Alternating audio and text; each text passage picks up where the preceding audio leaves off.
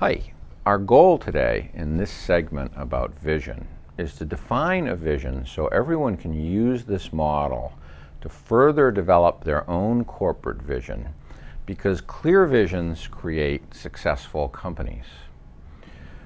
What you'll get out of watching this video is understanding the 11 areas that need to be validated about a business's vision for the future.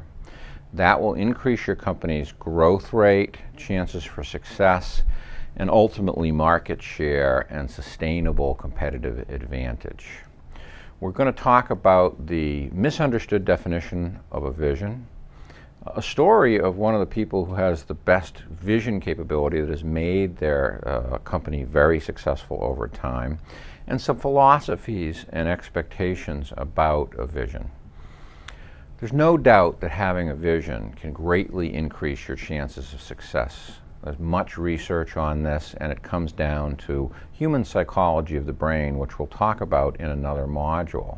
But there's many psychological reasons that a vision is a necessary thing to help a group of people work together and row together in the same company. Few people understand what a vision really is and how to use it. And those that do are enormously more successful than those that do not. Today, you can potentially join one of those few by having this model for a vision and corporate success. First, it's important to understand that it's not the customer's job to have a vision. It's the CEOs, the entrepreneurs, and the management of the company to really understand both the need for that vision and what it is, and also, of course, to communicate it to the employees. We'll have a separate video module on communicating your vision to employees, because that's a very important part of System 2 of Airtight Management, which is PAMS, the Performance Accountability and Merit System. It's all about goal setting and programming a device in the mind called the reticular activating system, which helps people stay on track and achieve things that they didn't think were possible. And one of my favorite quotes is controversially supposedly said by Henry Ford. Some disagree, but the value of the quote is there either way. And the quote is, if I had asked people what they wanted, they would have said a faster horse. So the idea is that any change in paradigm, any growth, any new product generation, any improvement in service has to really come from the company and the team and the creativity of the management and founders, not from the marketplace and the customer. The marketplace can rarely, it gives you feedback that helps you come up with ideas and adjust, but the marketplace and the customer can rarely describe what the next generation of a product is. And because visions are always in the future, you want to be shooting for that future in terms of your investment and what you're building and what you're spending time on. Another great quote is by Wayne Gretzky when he was asked, why are you, one of the best hockey players of all time? And his answer was very simple and I think very applicable to entrepreneurs and companies as well. He said, because I go where the hockey puck will be and everyone else goes where the hockey puck is. And this is a tremendous analogy to how I think you have to develop a vision. He is running in his mind a simulation that is very complex, that probably even includes the capabilities and understanding of the capabilities of all the people on the ice, whether they're on his team or someone else's team. And he's modeling that and simulating in his head to decide where he wants to be. And it's not where the puck is right now. Most businesses today chase the puck. They listen to what customers are saying now that they want. They read the daily headlines on the internet or on your newspaper, and they wind up reacting to that instead of building for what the marketplace and the customer's needs are a year out in the future, or 18 months, or sometimes even 5 years, as bigger companies like Microsoft and Apple can do, really investing in a long-term multi-step strategy or vision that gets them to that future. So visions are always in the future, they're always positive about what you'll achieve, and they're usually never reached because every time you reach something, you move the bar out further. So many people think of a vision as a product idea and maybe where that product fits in the marketplace. That's a very simplistic and incomplete definition of a vision, but more importantly, it's not a model that helps you create a complete holistic vision that's going to make your company successful. It's just way too simplistic and incomplete because a product is only 10 or 20% of what's necessary to make a company successful. When you look at the components of making a business successful, typically you need the 5 disciplines of business: sales, marketing, finance, product development, and operations. And the people who do the product development think the company is all about product development, and the people who do marketing think the company is all about marketing, etc., because they have their blinders on and that's their specialty and that's what they see and live and eat and breathe every day. But it's our job as managers to have a much broader view of the company, an understanding of the interactions and resource allocation and skill sets that are necessary to make a corporation successful, which is a much bigger set of things to be able to achieve that future vision. There's another great quote by Warren Bemis. I'm co-writing a book with him right now, and he's one of the fathers of leadership, many great books on leadership. And his quote, I want to read to you, is right on about this. It says, "A vision cannot be established in an organization by edict or by the exercise of power or coercion. It is more an act of persuasion and creating an enthusiastic and dedicated commitment to a vision because it is right for the times, it's right for the organization, and it's right for the people who are working in it." So another way of saying that is a vision is a collaborative process of selling people and getting them on board to understand that vision and where they fit into it. And true leadership is where you don't have to look behind to see people are following you. Management is very coercive and do this now and pay and all these tools to coerce people into certain types of behavior. But leaders are followed without those coercive tools. And having a vision and delivering that vision, communicating it to your employees, is a true form of leadership because people are buying into the ideas, the concepts, and where they fit into that vision. So let's come up with a practical definition for a vision, and we're going to give you the list of the elements, the 11 elements that are necessary that you can validate to make sure your vision actually works in the real world. First, a vision is the design of everything that's needed to make that business successful and to make it work. And to validate it, you need the experience in those areas. So if you haven't spent 5 or 10 years full-time in marketing, or 5 or 10 full-time years working in sales, you probably can't validate the realisticness or executability, if you will, of that portion of the vision. So a vision typically has to be a collaborative work of the people with multiple disciplines coming together for anything significant. And this includes the 11 elements that we'll list in a moment. So a practical working definition of a vision is this. A vision is a complete simulation that can be run in your head, which takes into account all the major business disciplines and thousands of real-world factors that can only be validated through experience. So a vision is not just information about what you're going to do, but it's the validation of that information by holding it up against experience and wisdom and what Malcolm Gladwell calls unconscious competence, which means your brain, your subconscious, your reflexes are wired, which takes 5 years or more typically of working full-time in an area to be an expert, or to to work through an apprenticeship to be an expert in a particular area. So a vision is a tool in your mind, a simulation that you hold up the day-to-day questions about the business on, whether these are big picture strategic questions or daily tactical decisions. And so the more elaborate and clear that vision is to both you as managers and the employees, the more effective it is in them using it. And we're going to have a completely separate video module on the psychology of vision, as well as communicating the vision to your employees. But let's look now at this diagram, because this essentially is everything I'm talking about. It's what I call the vision pie. And this is showing the 11 elements and how they interact in our holistic system to create a vision or a simulation in your mind.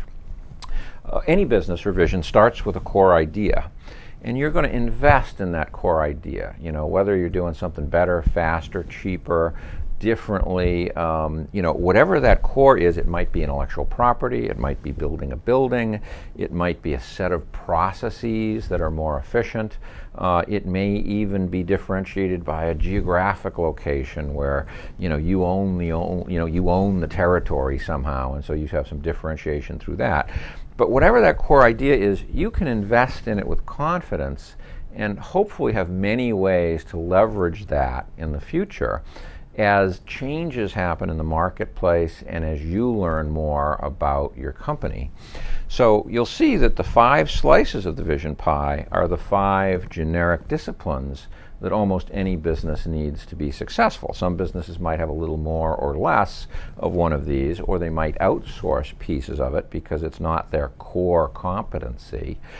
But typically, you've got to have some way, whether it's in-house or out-of-house, to do all of these things: product development, marketing, finance, sales, operations, or CS stands short for customer service, whatever your delivery mechanism is for your service or product. So there's 2 concentric circles here. The inner circle is the strategy level. What are we going to accomplish, and how are we going to do that in terms of the big picture? That's what strategy means. Of course, strategy and tactics is more of a spectrum. There's not a clear line between it, but generally we're talking about strategic decisions being the big opportunities. How are we going to distribute this? What's the target market? How are we going to manufacture it? Are we going to outsource it? Those are big strategic decisions. That tends to be, about 15 to 20% of an organization's resources. It's the harder stuff that you need the more experienced people with a broader view of what works in the real world to make those decisions and plans. And then the outer circle is the other 80%. That's the execution. That's really doing whatever it is to create the product, deliver the service, sell the product, hopefully improve it with operations. But that's what the individual contributors in the organization are doing more than the managers or executives, if you're big enough to have a 2-layer management system with executives, managers, and the individual contributors under there. Typically that's not needed until you reach about 50 people and you have a 1-level management in a small company under 50 people. So the idea is you should be able to take this and use it as a checklist. You need to find people with 5, 10, 15 years experience in each of these disciplines to validate your strategies. Call it your business plan if you want, because that will potentially put some of this in writing. But I like to use PowerPoints to create a strategy because it's more flexible, it's more dynamic, it's less labor intensive in getting to the specifics that are likely to change and evolve as you launch a new product or enter a new market anyway.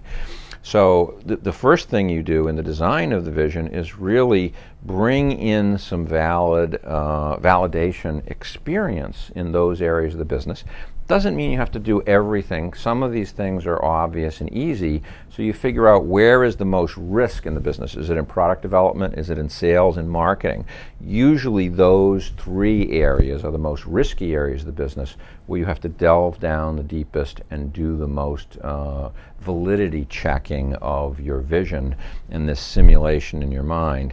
And once that's done, you can then start working on the details and, of course, educating the individual people about what that vision is. So I want to tell a little bit of a story because Henry Wexler, the founder of The Limited and Victoria's Secret, is a wonderful example of how a vision turns into a very successful company. You're going to learn what Victoria's Secret really is.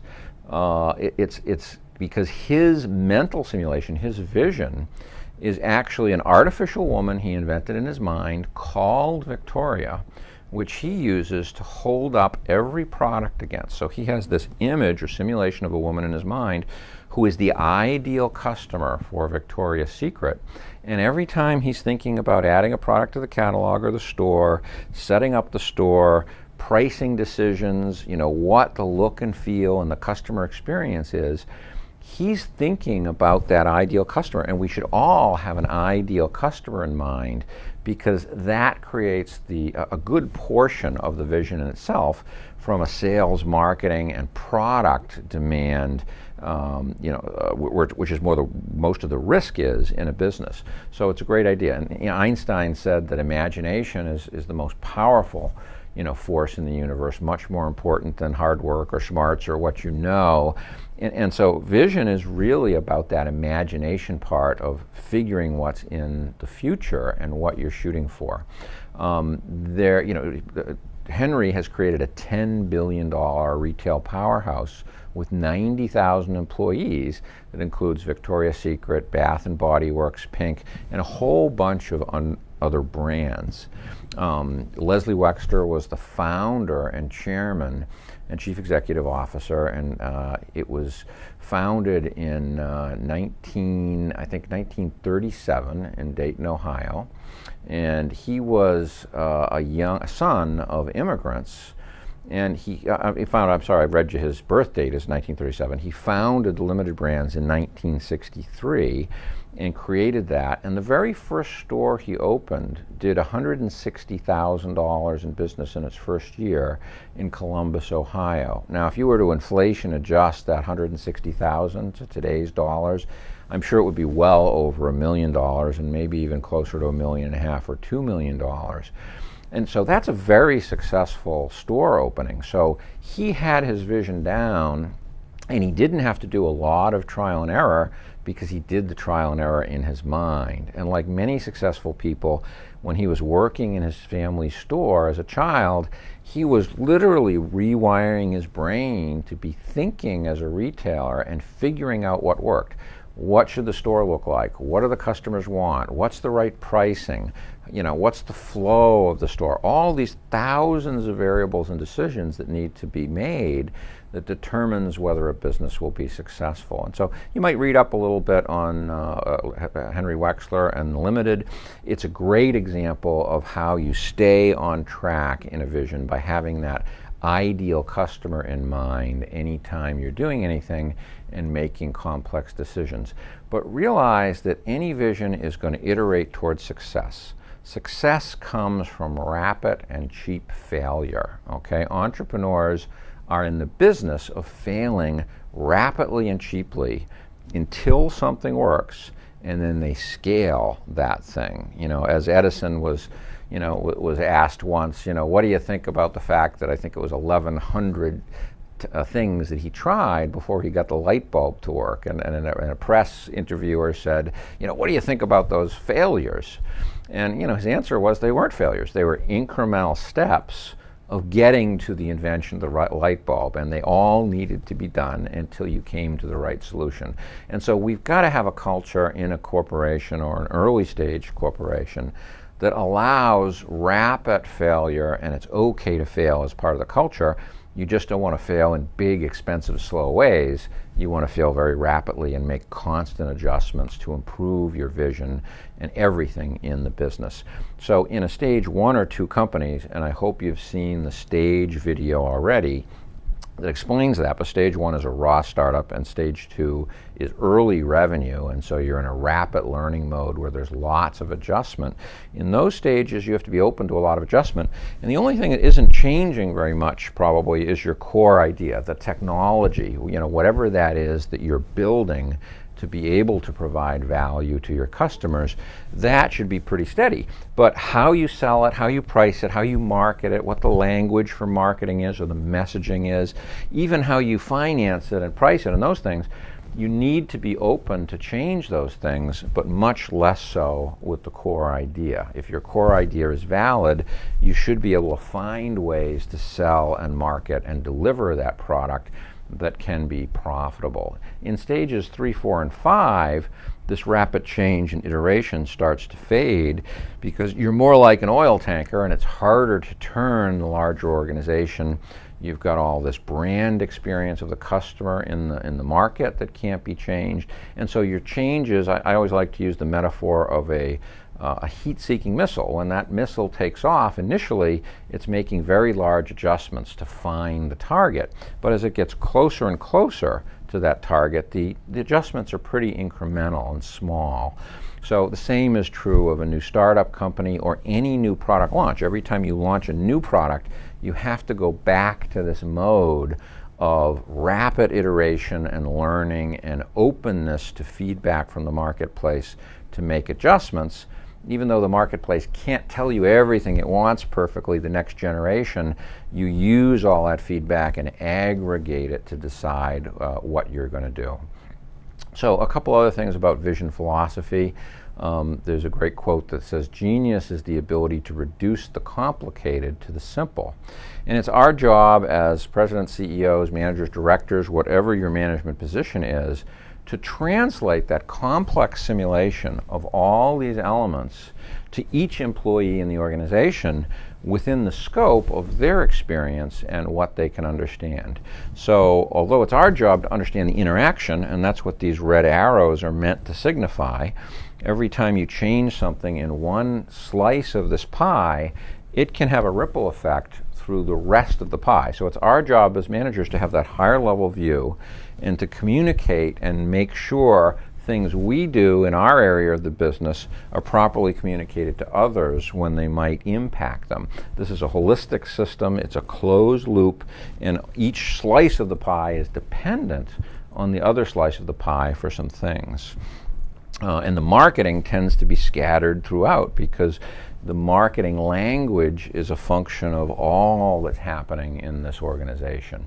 So it's our job to reduce this complex vision and simulation to just the parts that each employee needs so they understand where they fit in, what their motivation is, what the ideal for them to provide is, and hopefully instill as much creativity and productivity and fun in their job as possible so that we have happy, productive employees that are going to stay with the company a long time too.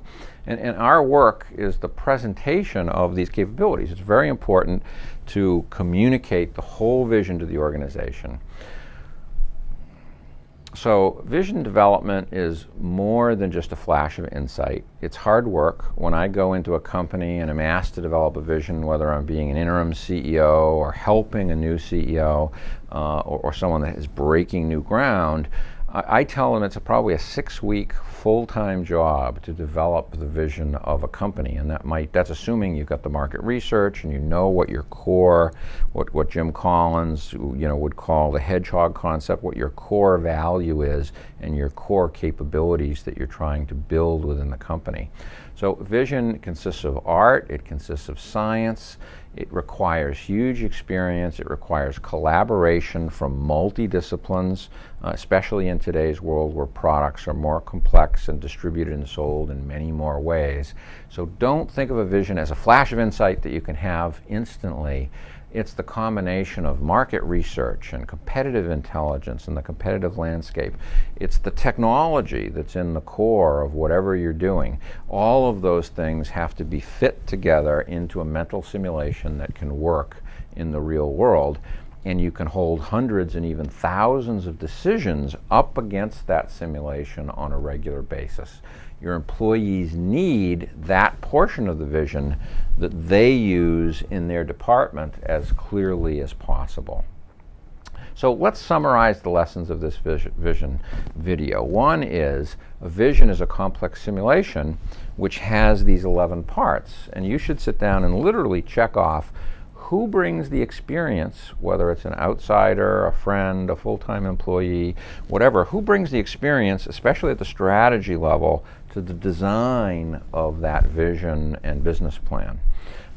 You can, obviously the individual experience is a little easier to get because these people typically need 10 or 15 years of experience to have that broad perspective on the marketplace and experience of what really works.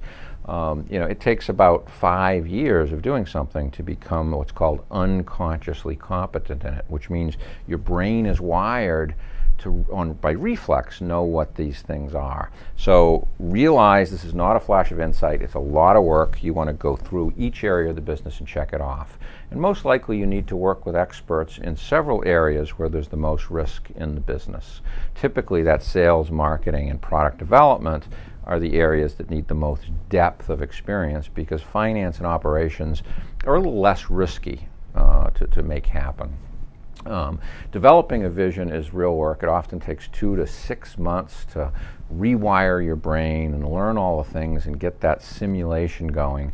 And a vision is about imagination, but you need the experience to validate what that future is. So some of the other modules you should watch that will drill deeper down into using a vision effectively once you've developed one like this is we have a video on the psychology of vision, which talks about the brain device called the reticular activating system and how to activate that in yourself and others. We have a video on the 4 levels of learning, which is Malcolm Gladwell's from the book Blink. The 4 levels that people go through, I find that very applicable, and it helps you understand what people can know, what they can't know, and helps pare down the communications that you have to give to people.